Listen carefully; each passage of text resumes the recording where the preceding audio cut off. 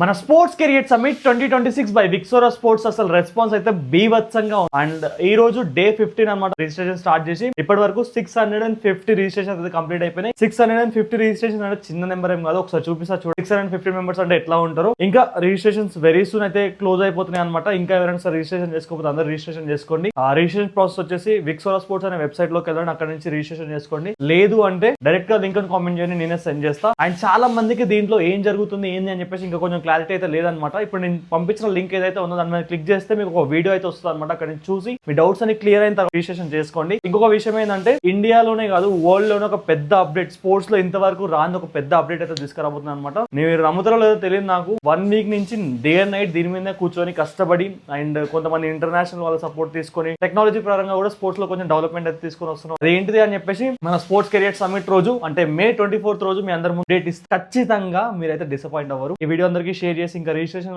చేసుకోకపోతే ఫాస్ట్ గా చేసుకోండి. ఇంకా మీకు ఏమైనా డౌట్స్ ఉంటే కామెంట్ అడగండి. Thank you.